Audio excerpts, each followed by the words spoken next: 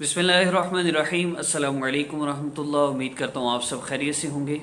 आज की वीडियो में अफसर को मेहरबान करने के लिए, किसी के दिल में मोहब्बत पैदा करने के लिए और किससे अपनी बात मनवाने के लिए मैं एक मुख्तसर सा अमल बताने जा रहा हूँ। इसको आप करेंगे इंशाल्लाह आपको बहुत ज़्यादा फ़ायदा होगा और आपका मसला भी हल होगा।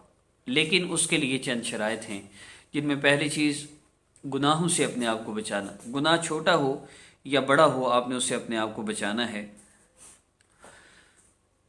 गुनाहों से अपनी मुकम्मल तौर पे आपने हिफाजत करनी है।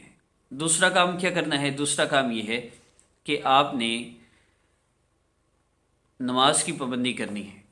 अज़ान होते ही अगर आप नमाज के लिए उठ जाते हैं, या अगर आप अज़ान होते ही नमाज के लिए उठ जाया करें, अभी से नीयत कर लें, तो मैं आपकी ज़िंदगी में सुकून की गारंटी देता हूँ। आपका हर मसला हल हो जाएगा, आपकी सारी परेशानियां ख़त्म हो जाएंगी। वज़ाइफ तो अल्लाह से मांगने का एक ज़रिया है, असल तो आमाल हैं। गुनाहों से अपने आप को बचाते हुए 5 वक्त नमाज की पाबंदी आपने करनी है और इस अमल को करना है। इंशाअल्लाह आपको बहुत फ़ायदा होगा। अमल की तरतीब की तरफ बढ़ते हैं। सामने मैं आयत मुबारक के अल्फाज लिखे होंगे, आपने सूरह बकरा में इस आयत मुबारक को देख लेना है। 137 नंबर या 237 नंबर आयत है, आप दोनों में चेक कर लीजिएगा। 137 है या 237 है, इन दोनों में से कोई एक आयत है।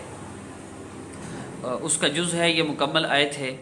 वो ये है, फ़सयकफ़ीकहुमुल्लाह वहुवस समीउल अलीम। फ़सयकफ़ीकहुमुल्लाह वहुवस समीउल अलीम।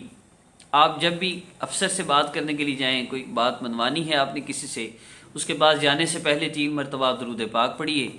उसके बाद 7 मरतबा फ़सयकफ़ीकहुमुल्लाह वहुवस समीउल अलीम, फ़सयकफ़ीकहुमुल्लाह वहुवस समीउल अलीम।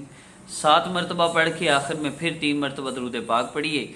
अपने ऊपर फूंक मार लीजिए, अपने हाथों पे फूंक मार के जिस्म पे फेर लीजिए। ना भी करें तो पढ़ना भी काफ़ी है। इंशाअल्लाह इससे जो अफसर है वो मेहरबान होगा। और किसी से आप अपनी बात मनवाना चाहते हैं तो आप बात करेंगे तो इंशाअल्लाह वो आपकी बात मानेगा। बहुत मुजरब अमल है, इंशाअल्लाह इससे आपको बहुत ज़्यादा फ़ायदा होगा। अमल की इजाज़त के लिए चैनल को सब्सक्राइब कीजिए, बेल आइकन को प्रेस करें। नेक्स्ट वीडियो में मुलाकात होगी। अस्सलामु अलैकुम वरहमतुल्लाह।